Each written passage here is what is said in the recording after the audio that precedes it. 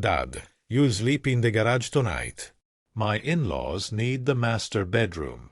Those words hit me like a slap across the face. There I was, Chester Morrison, 72 years old, standing in the hallway of the house I built with my own 2 hands 50 years ago, holding a pillow like some unwelcome guest. My son David stood there with his arms crossed, acting like he owned the place, while his wife's parents made themselves comfortable in my bedroom, going through my things like they belonged there. I watched them rearrange my furniture, heard them complaining about the old man smell in my house. That's when something inside me snapped. You see, what my ungrateful son forgo is that I'm still the one with my name on the deed. And while they were settling into their stolen comfort, I was making a phone call that would change everything. Before I tell you how I sold my entire house at 2 in the morning and left them all scrambling for shelter by dawn, subscribe and share this story with someone who knows what it's like to be disrespected in their own home, because what happened that night taught my family the most expensive lesson of their lives. The garage was freezing. January in Indiana doesn't forgive anyone, especially not a 72-year-old man sitting on a paint bucket at 2 in the morning. I could hear them laughing inside, actual laughter, coming from the warmth of the house I'd spent 3 years building from the ground up. Every nail, every board, every coat of paint on those walls came from these weathered hands. The same hands that were now trembling as I scrolled through my phone contacts. He found the name Uno was looking for, Franklin Garrison, Riverside Realty. We'd done business before, 3 rental properties, always clean deals, always profitable. But I'd never called him at this ungodly hour. Through the thin garage wall, I heard David's voice talking about finally having space for a proper office, and his mother-in-law commenting on how she'd redecorate this old place properly. That's when I pressed call. 4 rings. 5. Then a groggy voice that I barely recognized. Hello? Do you have any idea what time it is? Background noise suggested I'd woken up more than just Franklin. It's Chester Morrison, and yes, I know exactly what time it is. Time to make a decision that's 50 years overdue.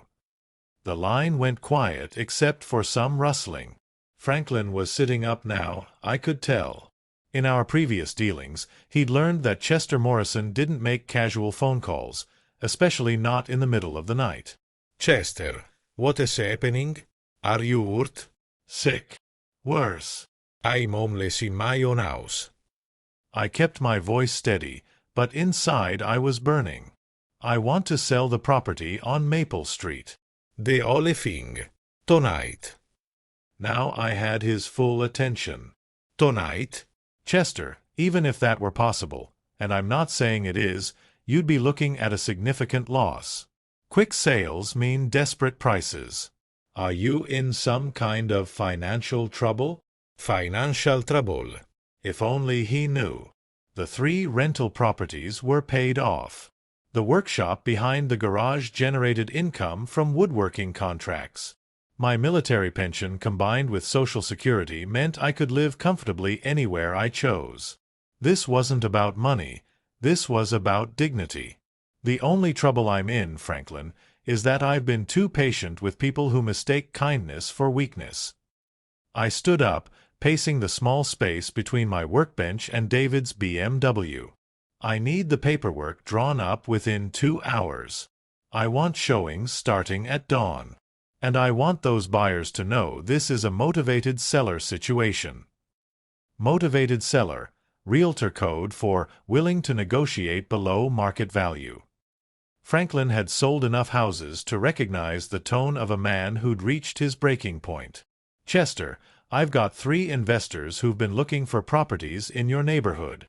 Good families, cash buyers. But if we do this, there's no going back. Once those papers are signed. Franklin. I cut him off, watching the lights dance in the windows of what used to be my sanctuary. I built this house when David was 2 years old. Carried him on my shoulders while I installed the roof beams. Taught him to ride his bike in that driveway.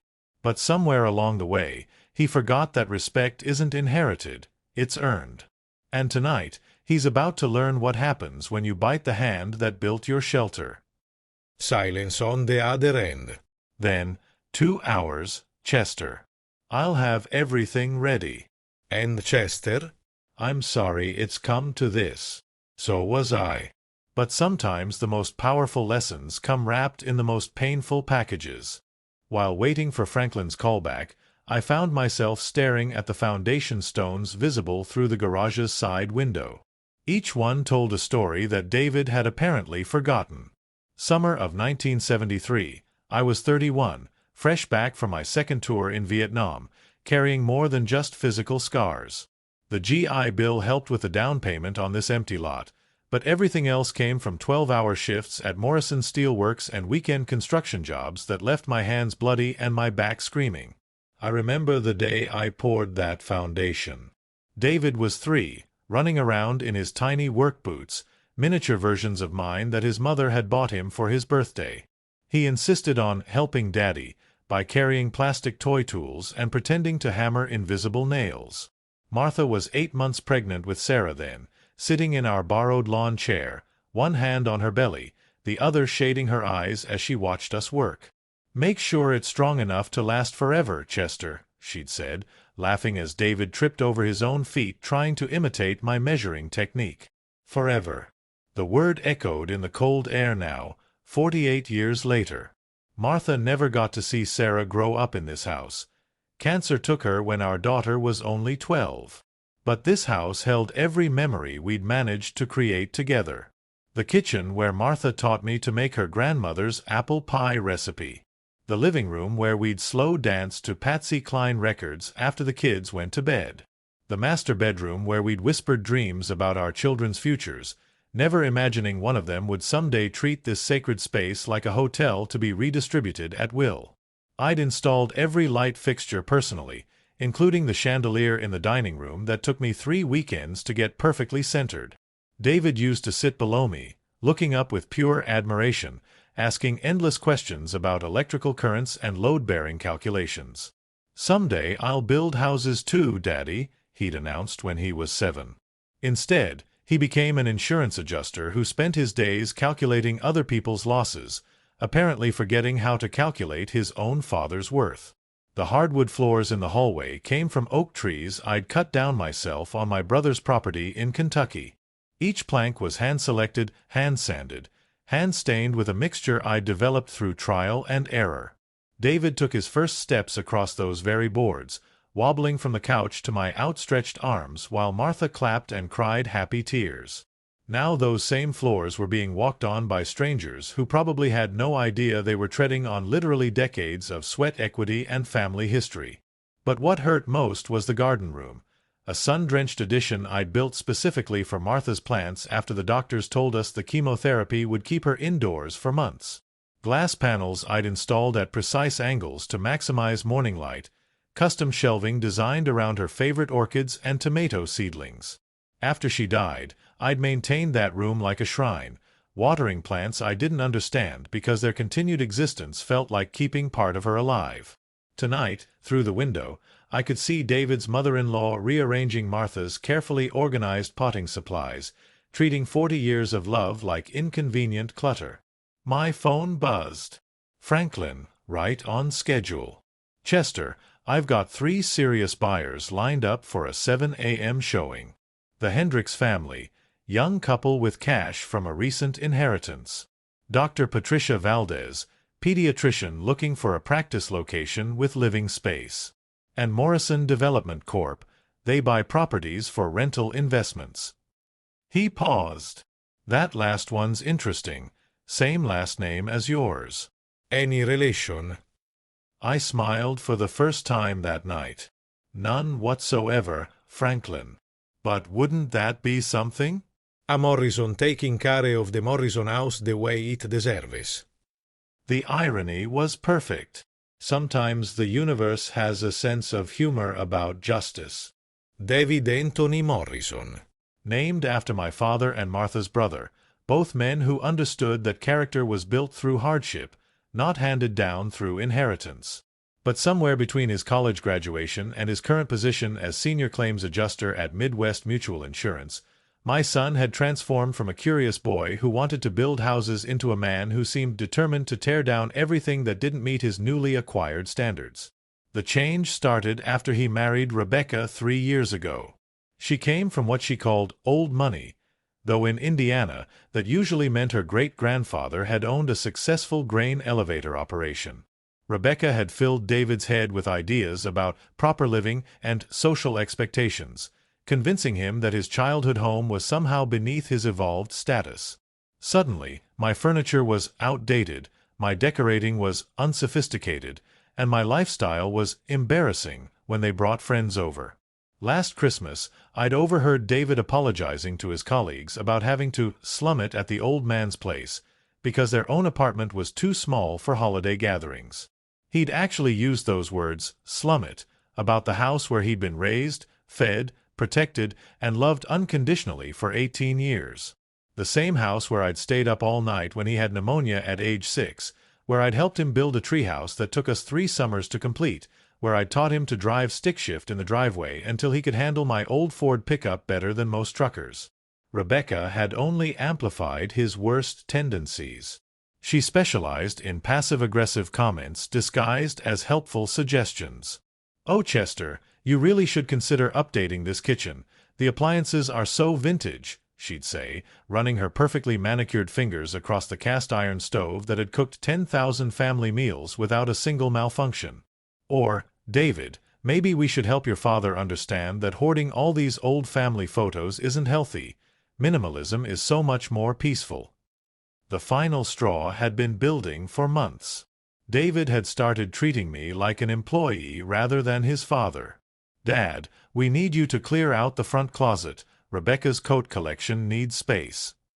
"Dad, that workshop of yours is an eyesore. Maybe it's time to modernize the backyard."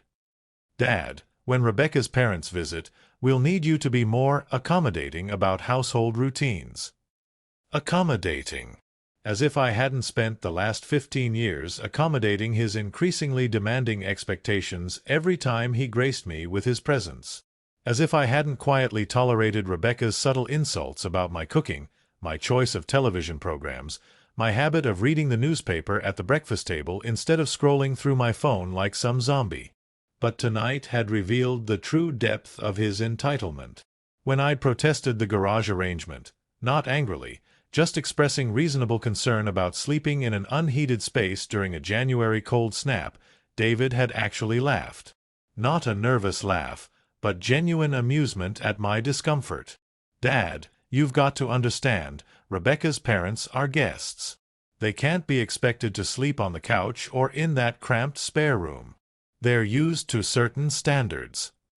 Certain standards. In other words, standards that apparently didn't include basic respect for the man who'd sacrificed everything to provide David with opportunities I'd never had. The man who'd worked double shifts to pay for his college education, who'd co-signed his first car loan when banks wouldn't take a chance on an unestablished 22-year-old, who'd given him the down payment for his first apartment as a graduation gift. Now that same man was sitting in a garage at 2:30 in the morning, watching his breath form clouds in the frigid air while strangers occupied his sanctuary. But David had made one critical miscalculation. He'd forgotten that the boy who'd learned construction skills by watching his father build this house had grown into a man who understood something David never would. True ownership isn't about whose name appears on papers, it's about who's willing to fight for what they've earned. Harold and Millicent Pemberton arrived on Thursday afternoon in their pristine white Cadillac Escalade, the kind of vehicle that screams, "We have money and want everyone to know it." They didn't knock. Rebecca had given them a key weeks earlier without consulting anyone, treating my front door like community property. I was in the kitchen making coffee when I heard Harold's booming voice critiquing my landscaping choices from the driveway. Millicent, look at this overgrown mess. No wonder Rebecca says this place needs work. Within an hour of crossing my threshold, they'd made themselves completely at home in ways that would have impressed a conquering army. Millicent immediately began rearranging my living room furniture, explaining to Rebecca that feng shui is essential for proper energy flow, while moving my father's antique recliner, the chair where I'd read bedtime stories to both my children, into what she deemed a more harmonious position, facing the wall. Harold, meanwhile, had appointed himself my personal home improvement consultant. He spent Thursday evening walking through every room with a legal pad, making notes about necessary upgrades and obvious deficiencies. The man actually criticized my choice of bathroom fixtures, suggesting that a house this age really demands a complete renovation to meet modern standards. This from someone who'd never built anything more complex than a snowman. But their entitlement went far beyond interior decorating opinions. By Friday morning, Millicent had reorganized my entire kitchen, moving dishes I'd used for 40 years to locations that made more sense from an efficiency standpoint. She'd thrown away my coffee filters because they weren't the eco-friendly brand she preferred, and replaced my breakfast routine with something she called optimal nutritional timing, which apparently meant I wasn't allowed to eat until after their yoga session was complete. Harold had commandeered my workshop, declaring it the perfect space for his meditation practice, and moving my tools to the corner to make room for his exercise mat and collection of crystal pyramids. When I protested that I had paying customers depending on furniture repairs, he suggested I consider this an opportunity to explore less materialistic pursuits. The most infuriating part was how David and Rebecca enabled every invasion. When I mentioned that Harold's meditation schedule was interfering with my work commitments, David actually sided with his father-in-law. "Dad, maybe this is a good time to think about retiring from all that manual labor anyway. You're 72, you should be taking it easy." Taking it easy. As if the work that had paid for his education and built this house was suddenly irrelevant because it interfered with a stranger's spiritual enlightenment. Millicent had taken over my television programming, insisting that my preferred news channels were too negative and switching to nature documentaries that featured whale songs and rainforest sounds instead of actual information. She'd rearranged my medicine cabinet, throwing away vitamins that were obviously expired, even though they had 2 years left before expiration, and replacing them with herbal supplements that smelled like a mixture of grass clippings and disappointment. But the breaking point came Saturday evening when I discovered Harold going through my personal papers in the den, including tax documents and insurance policies. When I confronted him, he didn't even have the grace to look embarrassed. "Chester, I'm just trying to help organize your affairs. At your age, these kinds of financial matters can become overwhelming." At my age. This from a man who'd inherited his wealth from his father's successful restaurant chain and had never worked a day of manual labor in his pampered life. This from someone who thought organizing my affairs included reading through 40 years of private correspondence with Martha's doctors during her cancer treatment. That night, as I lay in my own bed for what I didn't know would be the last time, I listened to Harold and Millicent discussing their plans for my house through the thin walls. Plans that included modernizing the kitchen, expanding the master suite, and converting that cluttered workshop into a proper guest cottage.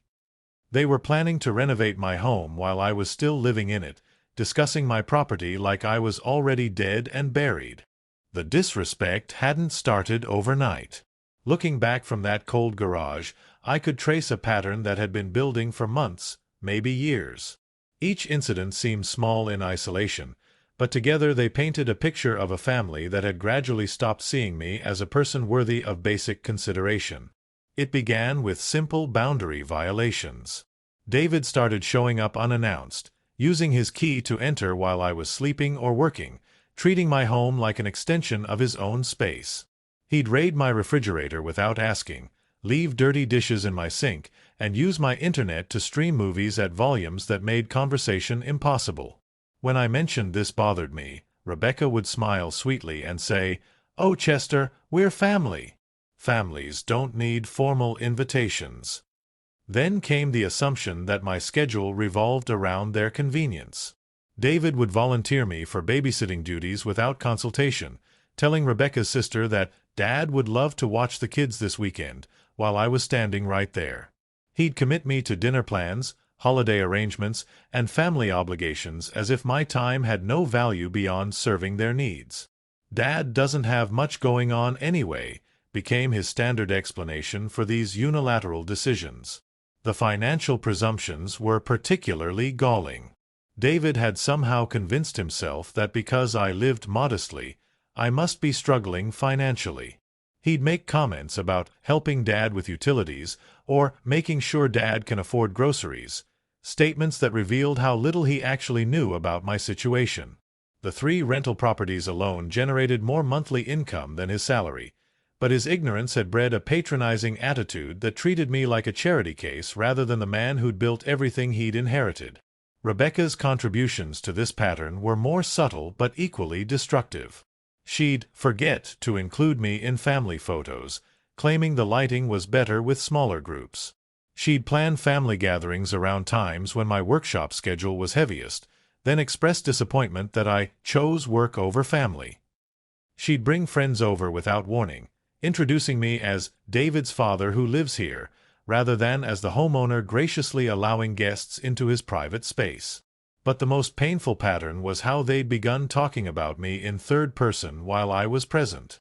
"Dad's getting a little forgetful," David would tell Rebecca across my dinner table, discussing my supposed cognitive decline like I was furniture. "He might need help managing the house soon," Rebecca would add, her tone suggesting that my independence was becoming inconvenient for everyone involved. The medical condescension was unbearable. After a routine doctor's visit last spring, David had demanded to speak with my physician privately, apparently concerned that I wasn't capable of understanding my own health information. He'd started monitoring my prescription medications, questioning whether I was taking them correctly, and suggesting that someone more organized should manage my medical affairs. This from a man who'd called me crying at 2 a.m. when he had food poisoning, begging me to drive across town to bring him soup and stay with him until Rebecca returned from her business trip. Christmas had been the clearest preview of tonight's events. They'd essentially hosted Christmas dinner in my house while treating me like a guest who should be grateful for the invitation. Rebecca had changed my traditional menu without discussion, David had rearranged my furniture to accommodate proper entertaining space, and both had spent the evening apologizing to relatives for the outdated decorations and cramped conditions. The workshop insults had cut deepest. David had started referring to my furniture restoration business as a hobby that was getting out of hand. He'd suggested I should consider downsizing the operation because all that clutter was affecting the property's appearance. This about the craft that had helped pay for his college education, that had provided income during Martha's medical expenses, that had kept me sane during the loneliest years after her death. Each incident had chipped away at my dignity, but I'd endured them because I believed family forgave family. I told myself that David's behavior came from stress, that Rebecca's comments came from different upbringing, that tolerance was what good fathers practiced. Tonight had shattered that delusion. Tonight had revealed that tolerance without boundaries isn't kindness, it's enablement of cruelty. Sunday evening. I was sitting in my recliner, reading the newspaper after a quiet dinner, when I heard hushed voices coming from the kitchen.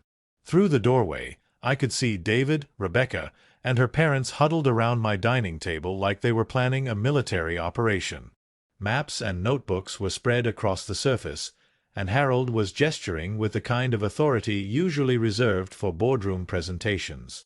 "The master bedroom has the best natural light and the private bathroom," Rebecca was saying, her voice carrying the tone of someone discussing real estate investments. "It's really the only logical choice for proper guests." "Absolutely," Millicent agreed, tapping her pen against my grandmother's china. "And honestly, at Chester's age, he probably doesn't need all that space anyway. Older people sleep better in smaller, cozier environments." I folded my newspaper and cleared my throat, making my presence known. The conversation stopped abruptly, but the damage was done. They'd been planning to relocate me in my own house like I was a piece of furniture that no longer matched the decor. David stood up first, wearing the expression he used to get when he'd been caught breaking household rules as a child. But instead of shame, his face showed irritation at being discovered. "Dad, we need to talk." "Apparently so," I replied, remaining seated. Something in my tone must have warned him that this conversation wouldn't go as smoothly as he'd anticipated. Rebecca jumped in with her practiced smile, the one she used when she wanted something but was pretending to offer help. Chester, we've been thinking about the sleeping arrangements for this week. Harold and Millicent really need a proper bedroom with adequate space for their medical equipment and morning routines. Medical equipment. Harold was 71 and ran marathons. Millicent did yoga every morning and could probably bench press more than David. But apparently, their medical needs trumped the fact that I'd been sleeping in that bedroom for 48 years. We thought, David continued, his voice taking on the patient tone people use when they're explaining something to a child, that you might be more comfortable in the garage. It's quieter out there, away from the household noise, and we've put a space heater out there to keep it warm. I stared at my son for a long moment, trying to process what I'd just heard. You want me to sleep in the garage?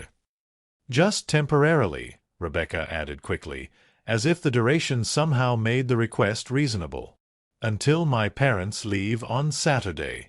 It's really not that different from camping, and you always said you enjoyed camping when David was little. The comparison was so absurd it would have been funny if it weren't so insulting. Camping was a choice made for adventure and family bonding. This was eviction disguised as accommodation. Harold decided this was his moment to contribute. Chester, I think you'll find that sometimes a change of sleeping environment can be quite refreshing. In my meditation practice, I've learned that attachment to specific physical spaces can actually limit our spiritual growth.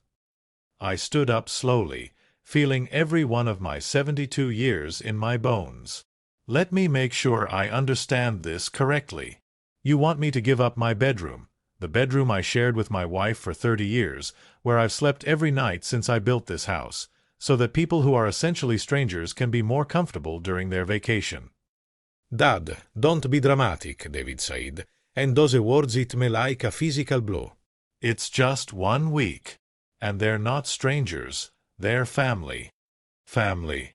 The word hung in the air like smoke from a house fire.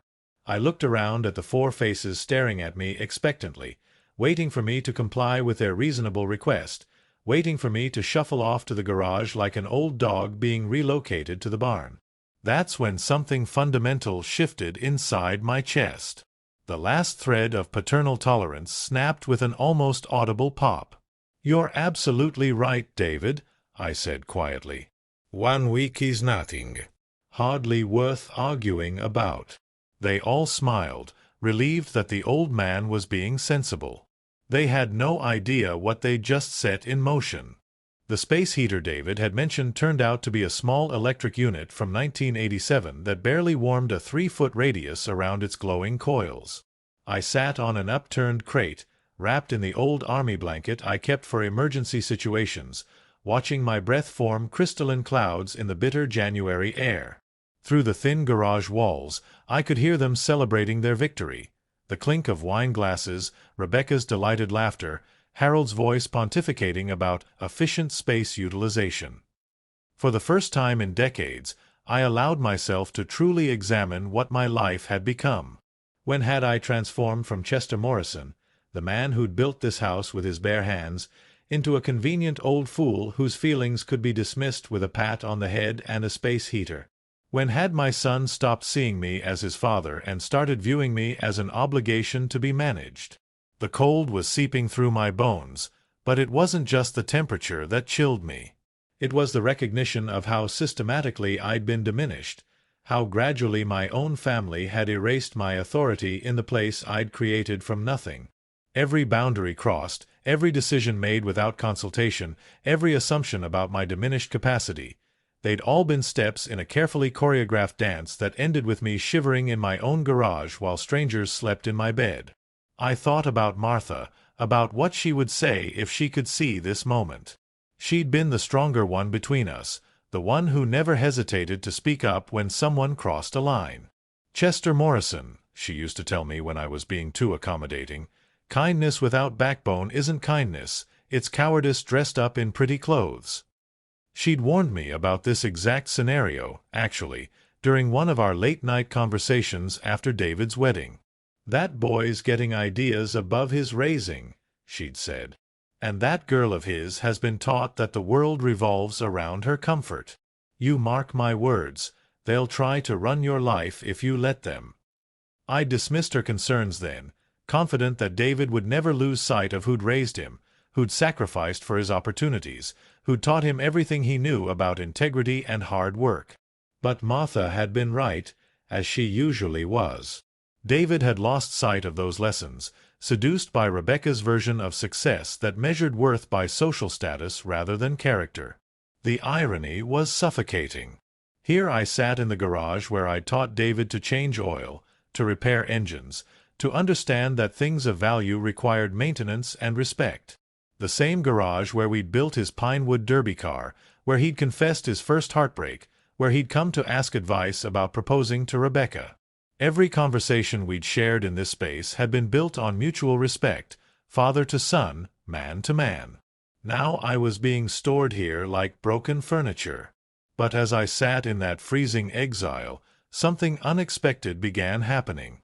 The fog of hurt and confusion that had clouded my thinking for months started clearing.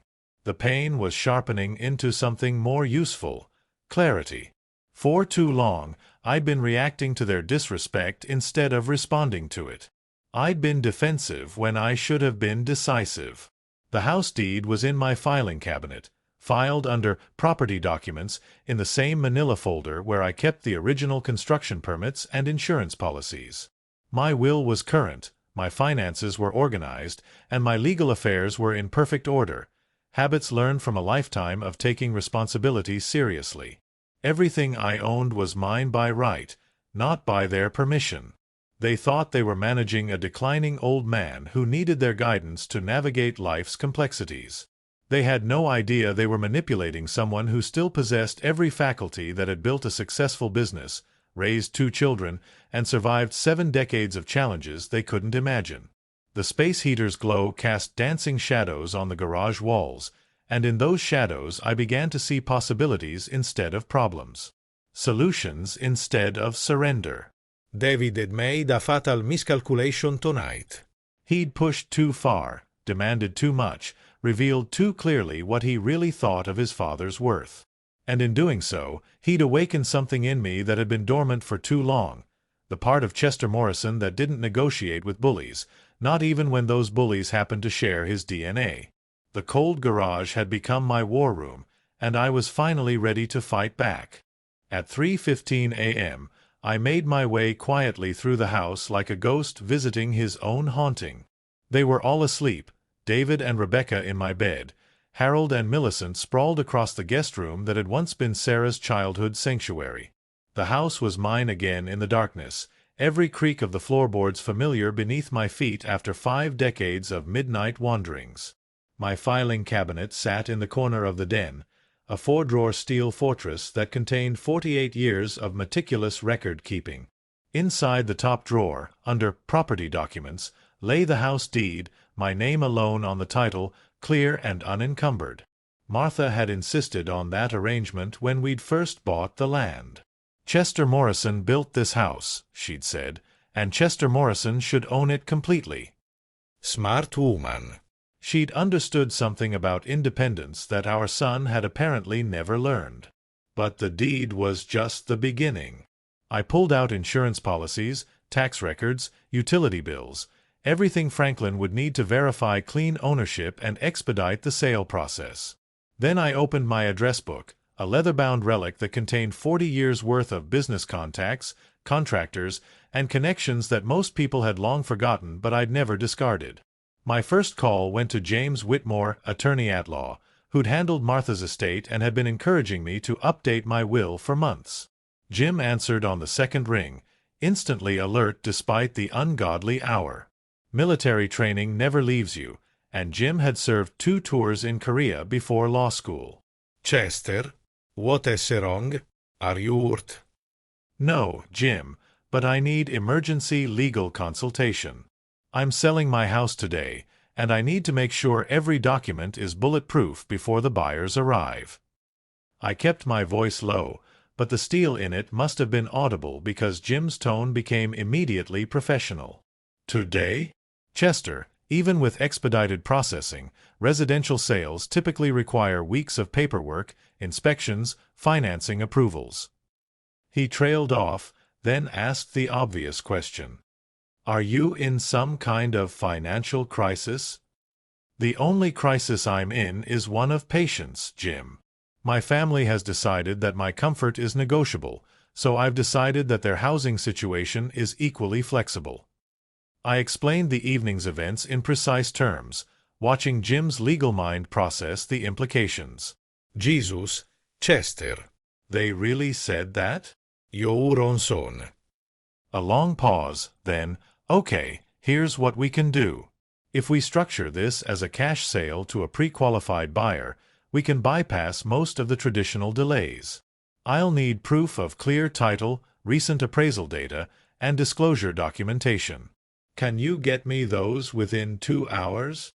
Already pulled them. But Jim, there's something else.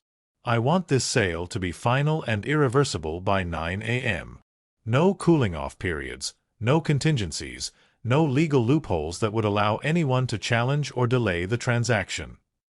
Silence on the other end, then a low whistle. Chester, that's going to require some creative contract structuring. And it'll cost you. Buyers pay premium prices for certainty, but sellers pay premium fees for speed. I understand. Send me everything I need to sign, and prepare contracts for a 7 a.m. closing. Whatever it costs is worth it. My second call went to Patricia Chen, my accountant for the past 15 years. Patricia specialized in rapid asset liquidation for clients facing urgent relocation needs, divorce settlements, job transfers, family emergencies. She'd helped me structure the rental property investments and understood exactly how much liquid capital I could access immediately. Mr. Morrison, is everything all right? It's almost 4 in the morning. Patricia, I need you to prepare immediate fund transfers for a same-day property purchase. I'm selling the Maple Street house and I want the proceeds moved into secured accounts before anyone can raise questions or complications. Same-day sales are incredibly complex, Mr. Morrison. The tax implications alone. She stopped, recognizing something in my voice that suggested this wasn't a casual financial planning conversation. How much liquid capital are we discussing? Conservative appraisal puts the house at $280,000. I'm willing to accept $240,000 for immediate cash sale. Can you have that processed and secured by noon? For you? Yes. But Mr. Morrison, this seems very sudden. Are you certain this is the right decision? I looked around the den where I'd read bedtime stories to my children, where Martha and I had planned our retirement dreams, where I'd spent countless quiet evenings believing my family respected what I'd built for them. Patricia, I've never been more certain of anything in my life. By 4:30 a.m., my kitchen table had transformed into a command center that would have impressed any corporate merger team. Documents spread across the surface in organized stacks. Property deeds, insurance certificates, utility transfer forms, and tax records arranged with military precision. Franklin had arrived 20 minutes earlier, clutching a thermos of coffee and wearing the expression of a man who'd seen everything in 30 years of real estate but had never orchestrated a middle-of-the-night property sale. Chester, I've got 3 serious buyers lined up for 7 a.m. showings, but this timeline is insane, he whispered, glancing nervously toward the staircase where my ungrateful family slept peacefully above us. The Hendricks family can close in cash, young couple, inherited money, pre-approved financing. Dr. Valdez has been looking for exactly this type of property for months. And Morrison Development Corporation called me back at 4 a.m. Apparently they never sleep when there's a good deal involved. The irony of that company name still made me smile. A Morrison buying the Morrison house, ensuring it would be treated with the respect its current occupants had forgotten how to show. Franklin pulled out his laptop and started typing rapidly. I've already uploaded virtual tour photos to our emergency listing system. The house will appear on MLS at 6 a.m. with a motivated seller, immediate possession designation. That usually attracts serious buyers who understand they need to move fast. My phone buzzed. Jim Whitmore, right on schedule. Chester, I've drafted expedited sales contracts with Patricia's financial specifications built in. No inspection contingencies, no financing delays, no escape clauses. The buyer assumes the property as is with immediate possession upon fund transfer. Are you absolutely certain about this approach? Jim, I built this house to last forever, and it will, just not for the people who forgot how to appreciate it. Send me the signature pages. While Jim emailed documents, Franklin was coordinating with potential buyers. Dr. Valdez had already confirmed her 7:15 a.m. appointment and had her financing officer standing by for immediate fund verification. The Hendricks couple was driving in from Indianapolis, their inherited settlement money already transferred to escrow accounts. Morrison Development Corporation had dispatched their acquisitions team from Chicago, promising to arrive with certified checks and completed paperwork. Chester, Franklin said, looking up from his phone, Morrison Development just made a preliminary offer. $245, cash, immediate closing, no contingencies. They've seen the virtual tour and property records. They don't even need an in-person viewing. $245,000. $5,000 over my minimum acceptable price, from a company that understood the value of quality construction and would treat this house like the investment it had always been. My phone rang again. Patricia Chen, calling with financial updates. Mr. Morrison, I've coordinated with Morrison Development S. Bank. Their funds are verified and ready for immediate transfer. I can have your proceeds deposited in 3 separate secured accounts within 90 minutes of contract signing. No holds, no delays, no opportunities for anyone to freeze or challenge the transaction. Above us, I heard the faint sound of someone using the bathroom, probably Harold beginning his elaborate morning routine. Soon they would all be awake, expecting me to emerge from the garage grateful for their space heater and ready to serve breakfast to the people who'd stolen my bedroom. Instead, they were going to discover that ownership has privileges they'd never understood.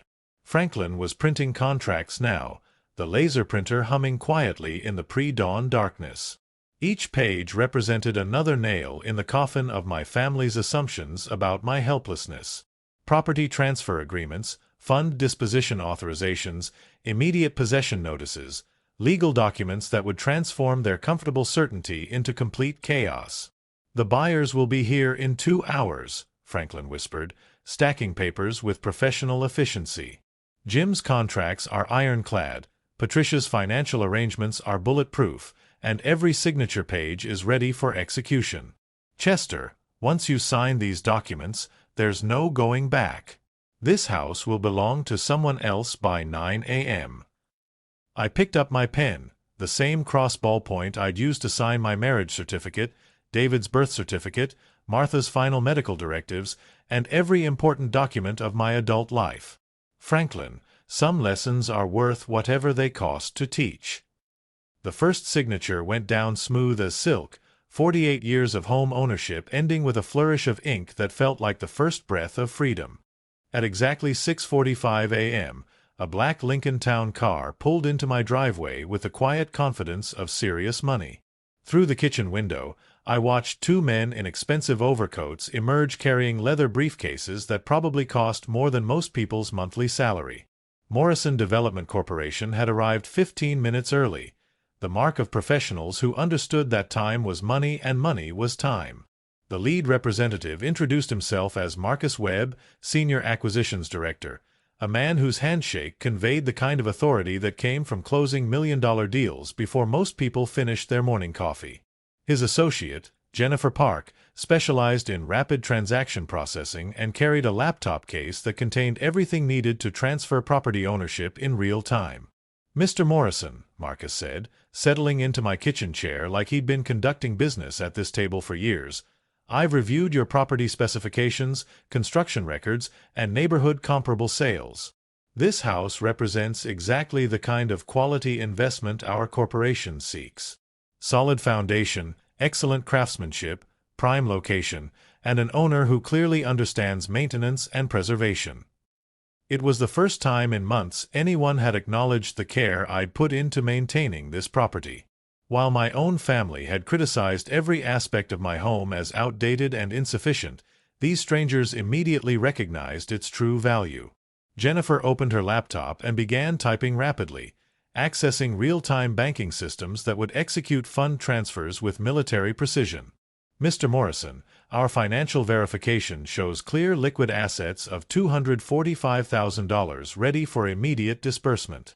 Patricia Chen has confirmed your receiving account information, and our legal team has reviewed James Whitmore's contract specifications.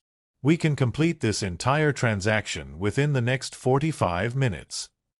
Franklin spread the final paperwork across the table. Deed transfers, title insurance certificates, tax liability assignments, and possession transfer agreements. Every document had been triple-checked for accuracy and completeness. There would be no delays, no complications, no opportunities for anyone to interfere with what was about to happen.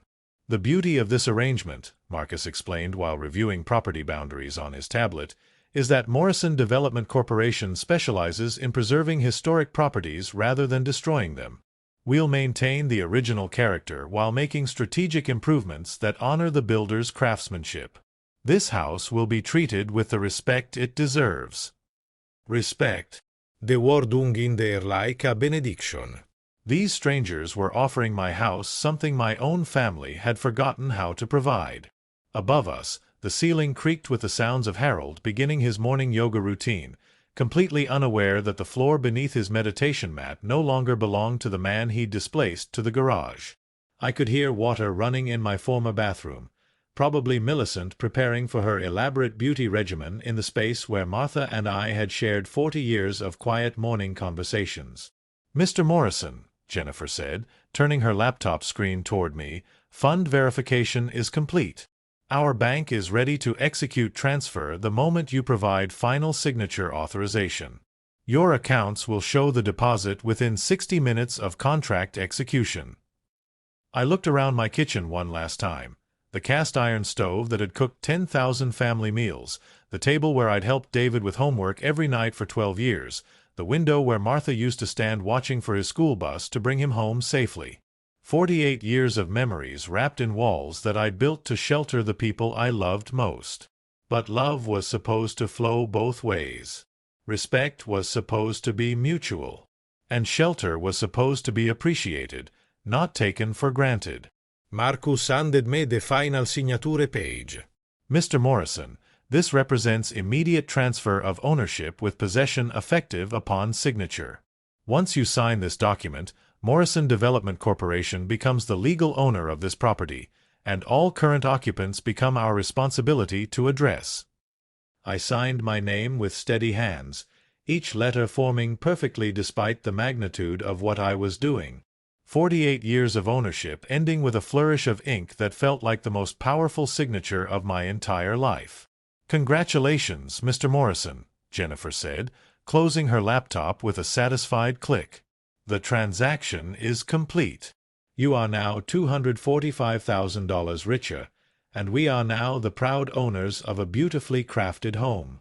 From upstairs came the sound of my son's alarm clock, the same one I'd bought him for his 16th birthday, announcing that it was time for David to wake up in a house that no longer belonged to his father. At 7:30 a.m., the sounds of a normal family morning began drifting down from upstairs. Water running, toilets flushing, Harold's voice discussing optimal breakfast timing with Millicent, Rebecca instructing David about coffee preferences for her parents. The ordinary domestic symphony of people who believed they were in control of their environment, completely unaware that their world had fundamentally changed while they slept. Marcus and Jennifer had departed 20 minutes earlier, leaving behind only a neat stack of documents that proved ownership of this house had transferred to people who would actually appreciate it. I sat at my kitchen table, drinking coffee from my favorite mug, the one Martha had bought me that said, "World's Greatest Dad," waiting for my family to discover exactly how great their dad really was. David appeared first, stumbling into the kitchen wearing his college sweatshirt and flannel pajama pants, hair disheveled from sleep in my former bed. He looked at me sitting at the table and smiled with the satisfied expression of someone who believed last night's victory was permanent. Morning, Dad. Hope you slept okay in the garage. We really appreciate you being so understanding about the arrangement. He opened my refrigerator and began pulling out ingredients for what looked like an elaborate breakfast spread. Rebecca's parents are used to a pretty substantial morning meal, so I thought I'd make something special. That's thoughtful of you, son. But I'm afraid there's been a change of plans. Rebecca appeared next, perfectly put together despite the early hour, followed by Harold and Millicent, who looked like they'd spent considerable time coordinating their matching exercise outfits. They gathered around my kitchen like they owned it, discussing breakfast preferences and daily schedules with the casual authority of permanent residents. "Chester," Millicent announced, settling into my chair at the head of the table, "Harold and I were thinking we might extend our visit a few extra days. This house has such positive energy now that we've helped organize the space properly." "I'm glad you've enjoyed your stay," I replied calmly, then reached for the stack of documents beside my coffee mug. "But I'm afraid that won't be possible." David looked up from the stove where he was scrambling eggs in my cast-iron skillet. "Why not, Dad? It's not like you have a busy social calendar. And Rebecca's parents could really use the relaxation time." I spread the papers across the table like a dealer revealing a royal flush. Property transfer agreements, deed certificates, bank deposit confirmations, and possession transfer notices covered the surface where Harold had been planning to enjoy his extended vacation. "Because," I said quietly, "this house no longer belongs to me." The silence that followed was so complete I could hear the eggs burning on the stove.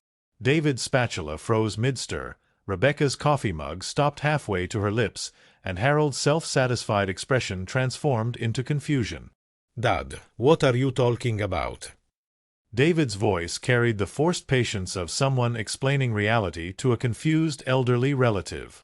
"Of course the house belongs to you. You've lived here for 50 years. I picked up the deed transfer document and handed it to him. "Lived here, yes.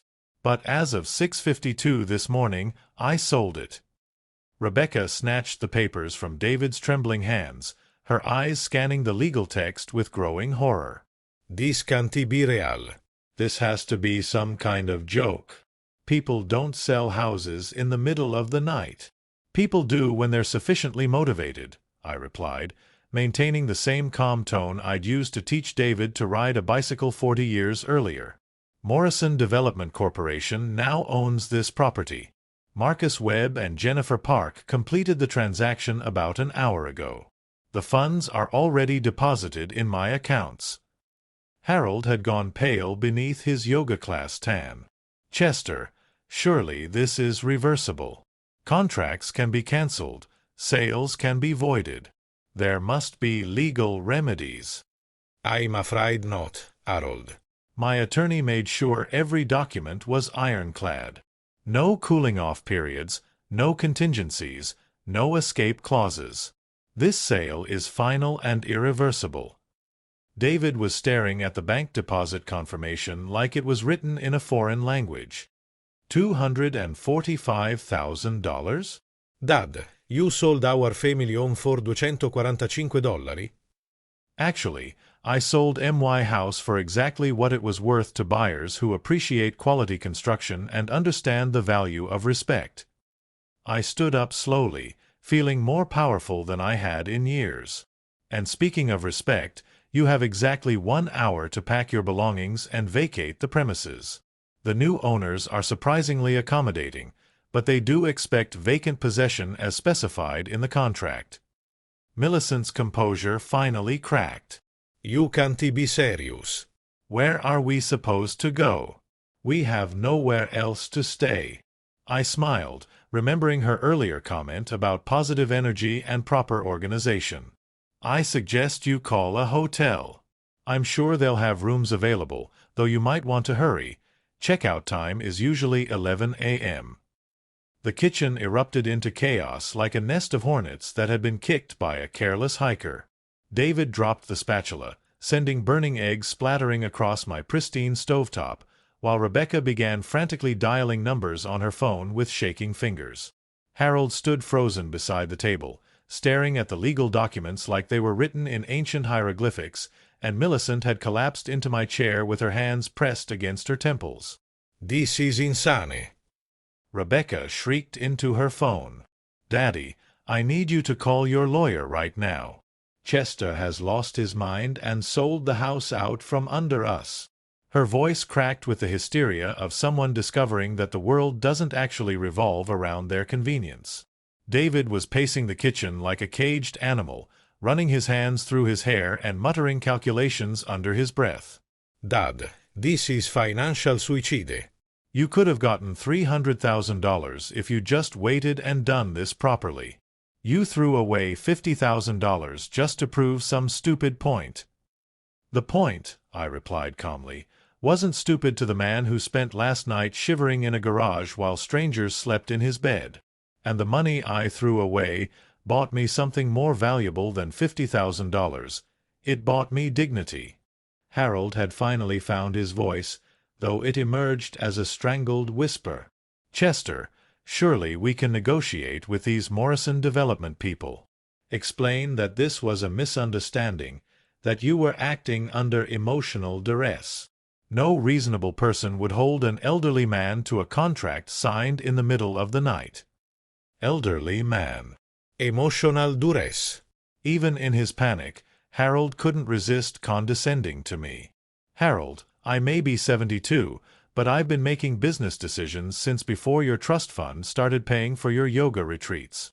This contract was executed by a sound mind making a strategic choice.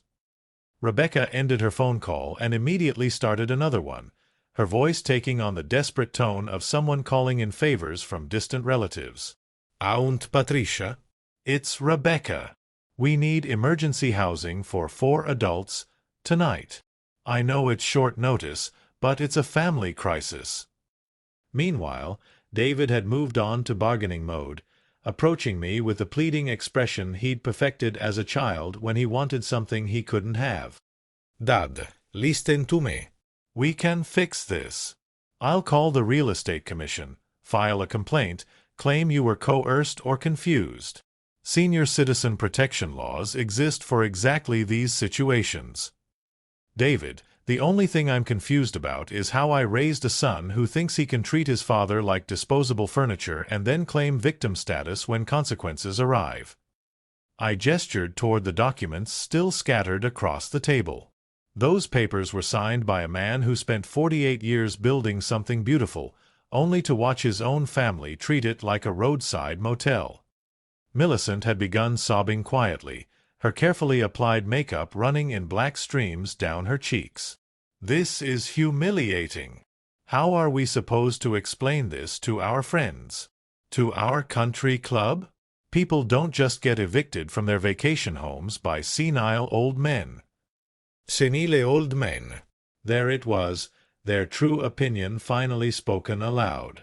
In their minds, I wasn't a father who'd been disrespected. I was a confused elderly person who disrupted their comfort through mental incompetence. Millicent, you won't have to explain anything to your country club friends, I said gently. Because none of this is their business. This is a family matter that became a business transaction when you decided my garage was good enough for the man who built this house. Rebecca slammed her phone down after another failed call. The Marriott is booked solid. There's some convention in town and every decent hotel is full until Wednesday. She whirled on David with fury. This is your fault.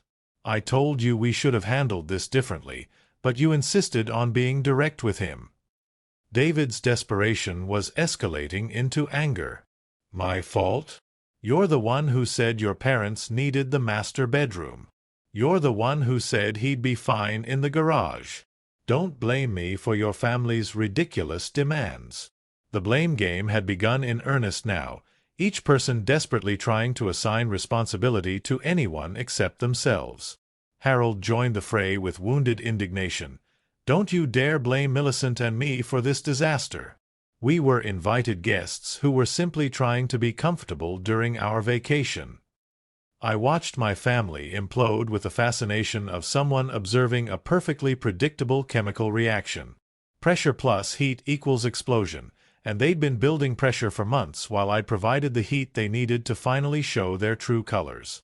While my family continued their frantic damage control efforts, I walked calmly to my filing cabinet and pulled out a manila folder marked Investment Portfolio 2025. The thick stack of documents inside represented 30 years of financial decisions that David had never bothered to inquire about, income streams he'd never imagined, and assets he'd grossly underestimated. It was time for the most comprehensive education of his adult life. "David, Rebecca, Harold, Millicent," I called out, my voice cutting through their panicked conversations like a blade through silk.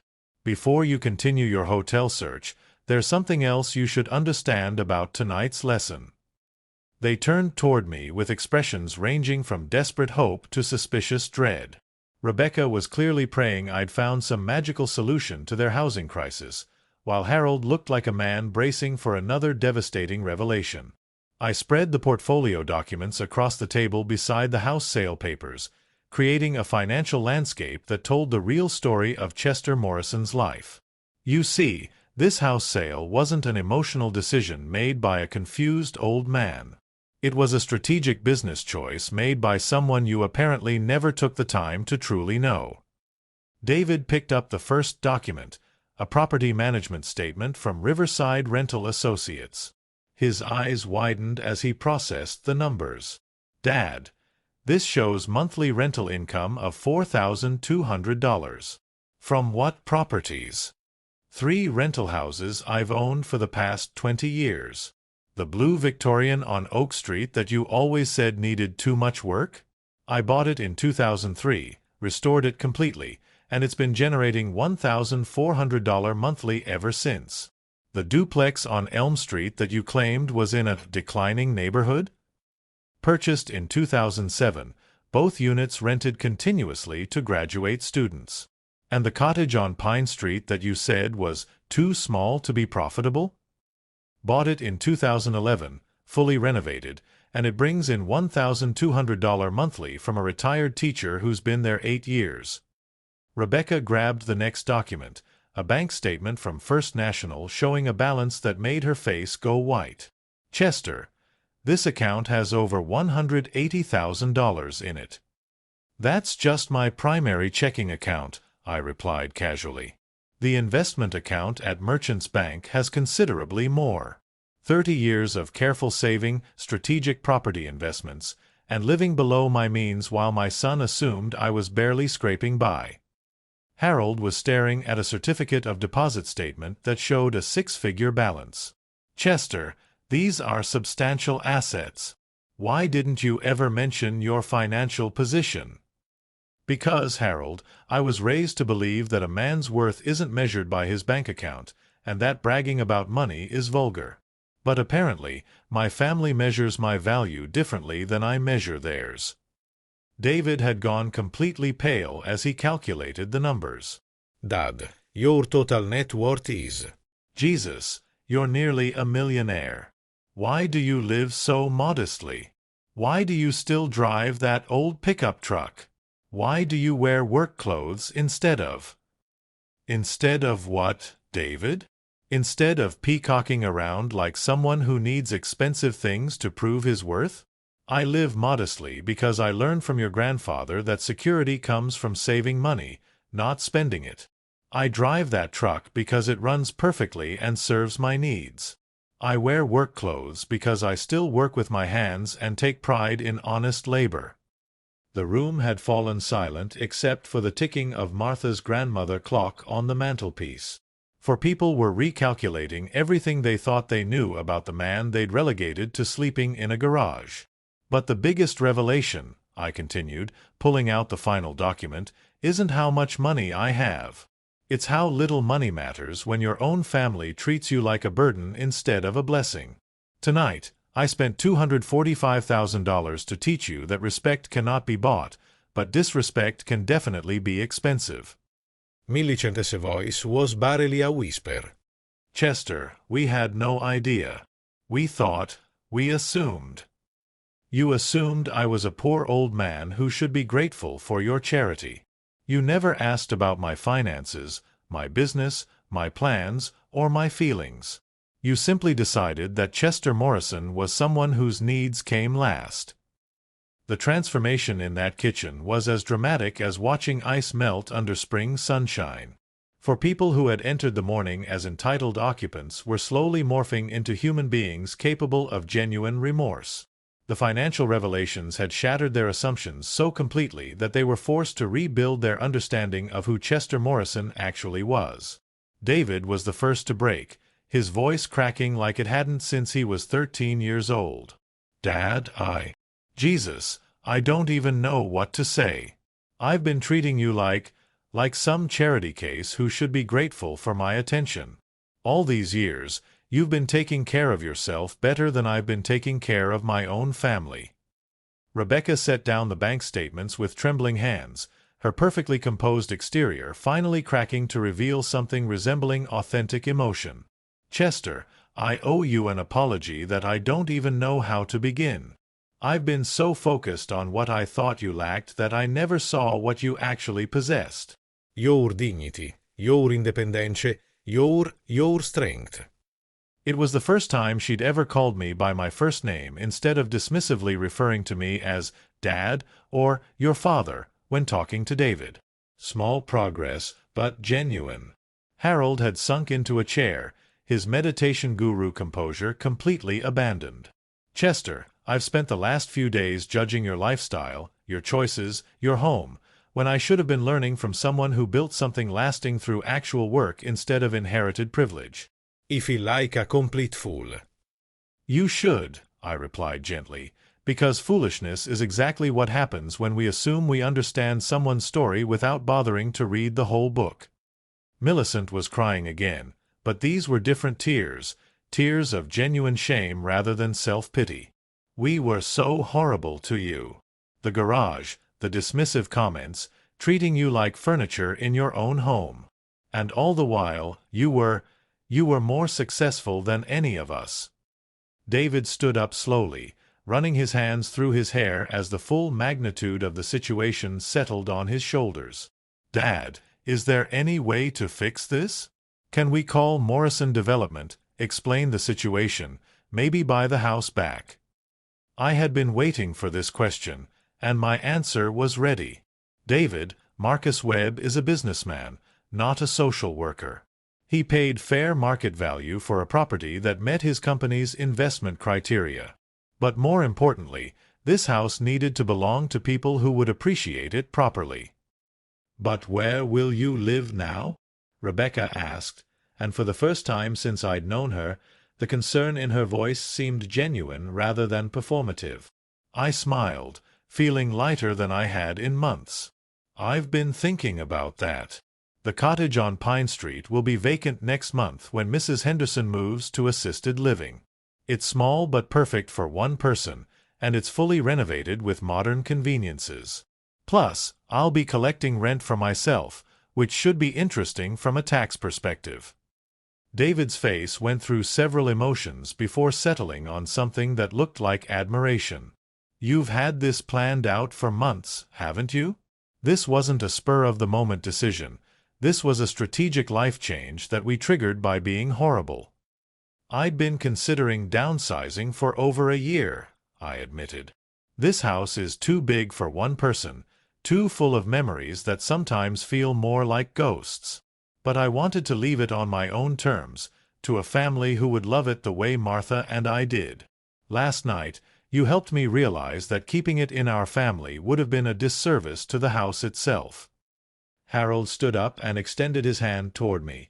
Not the limp society handshake he'd offered when we first met, but the firm grip of one man acknowledging another man's strength. Chester, would you allow me to learn from this experience instead of just suffering from it? I'd like to understand how someone builds what you've built. For the first time in 3 days, I shook Harold's hand willingly. Harold, the secret isn't complicated. You work hard, save consistently, invest wisely, and never let anyone convince you that modest appearance means modest capability. The morning sun was streaming through my kitchen windows now, illuminating faces that had been transformed by uncomfortable truth into something approaching genuine family. 6 months later, I'm sitting on the front porch of my cottage on Pine Street, watching David and Rebecca pull up in their sensible Honda Civic. They traded the BMW for something more practical after what David now calls the great reality check. They visit every Sunday now, not out of obligation, but because they've discovered that spending time with Chester Morrison is actually interesting when you bother to listen to what he has to say. The house on Maple Street has been transformed by Morrison Development Corporation into exactly what it was always meant to be, a showcase of quality craftsmanship that serves as home to the Martinez family, whose 3 children ride bicycles in the same driveway where David learned to drive. Maria Martinez sends me photos occasionally, showing how they've honored the original character while adding their own loving touches. The garden room where Martha once tended her orchids now flourishes with vegetables that feed a family who understands the value of both beauty and sustenance. Harold and Millicent visit from Florida twice a year now, and Harold has become genuinely interested in learning about property investment and construction craftsmanship. He's traded his crystal pyramids for carpenter's tools, and at 71, he's building birdhouses in his retirement community workshop. "Chester," he told me last Christmas, "you taught me that meditation is fine, but creation is better. Making something with your hands connects you to the world in ways that sitting quietly never could." David has started his own small property management business, using lessons learned from my rental portfolio and painful wisdom gained from that January night when he discovered the difference between owning something and deserving it. He calls me for advice now instead of offering unwanted suggestions, and our conversations have the mutual respect that was missing for so many years. But the most important change isn't in any individual person. It's in the understanding that rippled through our family about the danger of assumptions. Rebecca now asks before rearranging anything in anyone's space. David consults before making decisions that affect others. Harold and Millicent have learned to inquire about people's lives instead of imposing their opinions on them. The $245,000 from that house sale sits in investment accounts that continue growing, but its real value was never financial. That money bought something that can't be purchased in any store or inherited from any trust fund. It bought respect. Not the forced politeness that comes from social obligation, but the genuine regard that emerges when people discover that strength often wears work clothes and wisdom frequently lives in modest houses. People always ask me if I regret selling the family home so dramatically. The answer is simple. Regret is what you feel when you wish you'd acted differently, and I've never been more certain that I acted exactly as I needed to. That house deserved a family who would appreciate its value, and my family deserved a lesson about appreciating the people who build the foundations their comfort rests upon. The truth about appearances is this. The most powerful people often look the least impressive, the wisest voices frequently speak the quietest words, and the strongest foundations are usually built by hands that show the evidence of real work. My generation understood something that seems to have gotten lost in recent decades, that a man's worth isn't measured by his possessions, but by his principles, and that respect isn't inherited, it's earned through character demonstrated consistently over time. Every Sunday when David and Rebecca leave my cottage, David shakes my hand the way he used to when he was small, with both hands, holding on a little longer than necessary, like he's afraid to let go of something precious. That handshake contains more value than any bank account, more security than any property deed, more wealth than any inheritance. Sometimes the most expensive lessons are the ones that teach us what was always free, the knowledge that love without respect is just pretty words, that family without appreciation is just shared DNA, and that a house without gratitude is just expensive shelter. If this story reminded you to never judge by appearances, leave me a comment telling me about your experience. Don't forget to subscribe because this old grandpa has many more life lessons to share.